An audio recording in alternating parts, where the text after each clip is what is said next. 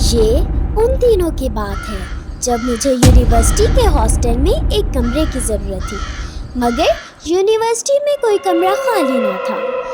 میں نے جب پرنسپل سے کمرے کے بارے میں بات کی تو انہوں نے بتایا کہ پورے یونیورسٹی میں ایک ہی کمرہ خالی ہے، مگر وہ مجھے اس میں جانے نہیں دیں گے۔ وجہ پوچھنے پر انہوں نے بتایا کہ اس کمرے میں اسرار ہے۔ ایک سایہ نامی لڑکی نے اس کمرے میں خودکشی کی تھی، اب اس کی روح اس کمرے میں بھٹکتی ہے۔ مجھے اس بات پر بہت تجسس ہوا۔ وجہ پوچھنے پر انہوں نے مجھے بتایا کہ سارہ ایک بہت ذہین لڑکی تھی، وہ پڑھ کر کچھ بننا چاہتی تھی۔ پڑھنے کے بعد جب اس کے انگلش میں سپلی آ گئی تو وہ بہت دل پرداشتہ ہوئی۔ وہ دن رات پریشان رہنے لگی، نہ جانے وہ کیا سوچتی رہتی۔ یہ پریشانی کہ وہ ڈپریشن میں مبتلا ہو گئی کہ ایک دن ہمیں اس کے کمرے سے اس کی لاش ملی۔ ہم نہیں جانتے کہ وہ کیسے مر گئی، مگر تب سے اس کی روح اس کمرے میں روز آتی جاتی ہے اور انگلش کے نوٹس مانگتی ہے۔ سنا ہے جب کوئی لڑکی اس کا نام لیتی ہے تو وہ اسے ختم کر دیتی ہے، جان سے مار دیتی ہے۔ اگر تم اس کمرے میں رہنا چاہتی ہو تو اپنی ہی ذمہ داری پر رہو۔ میں کیا کرتی؟ مجھے کمرے کی بہت سخت ضرورت تھی۔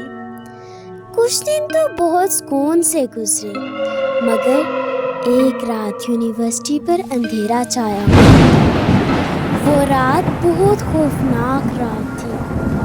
نہ جانے کیوں مجھے اس رات بہت خوف آ رہا تھا۔ بھی دروازے پر دستک ہوئی۔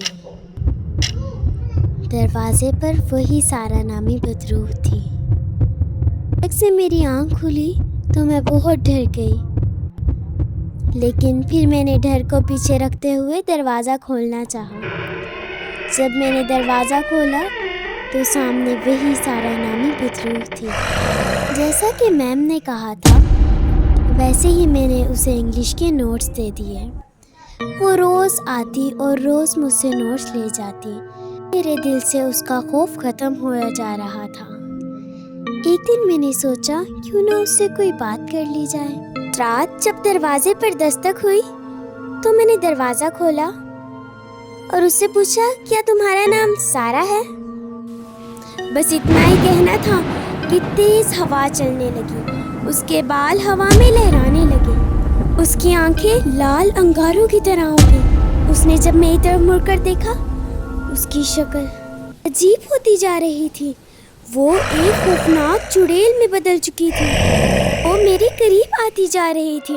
میں اسے دیکھ کر بہت زیادہ ڈر گئی، مگر اس نے مجھے کہا ڈرو مت، میں تمہیں کوئی نقصان نہیں پہنچاؤں گی۔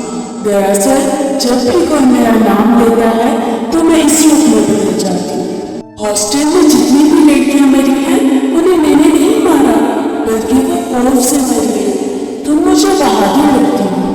میرا ایک کام کر دو، اس کمرے کے بیڈ کے نیچے میرا خون ہے، اسے صاف کر دو تو میں ہمیشہ کہیں چلی جاؤں گی۔ اسی کی وجہ سے میری روح بھٹکتی ہے۔ یہ کہہ کر وہ چلی گئی۔ اس رات میں نے اس کمرے کی اچھی طرح سے صفائی کی، تھک کر سو گئی۔ اس رات وہ میرے خواب میں آئی اور کہنے لگی تم نے میرے اوپر بہت بڑا احسان کیا ہے، اب میں ہمیشہ کے لیے جا رہی ہوں اور کبھی لوٹ کر نہیں آؤں گی۔ یہ کہہ کر وہ چلی گئی، شاید بہت دور۔ صبح اٹھ کر یہ سارا ماجرا میں نے اپنی پرنسپل کو سنایا، وہ بہت خوش ہوئی۔ ہاسٹل میں اب سب لڑکیاں بہت خوشی رہنے لگی تھیں۔ اس واقعے کے بعد وہ کبھی لوٹ کر نہیں آئی، نہ جانے وہ کس دنیا میں چلی گئی تھی۔ یہ تھی میری ہاسٹل کی کہانی۔ امید کرتی ہوں آپ کو بہت پسند آئی ہوگی۔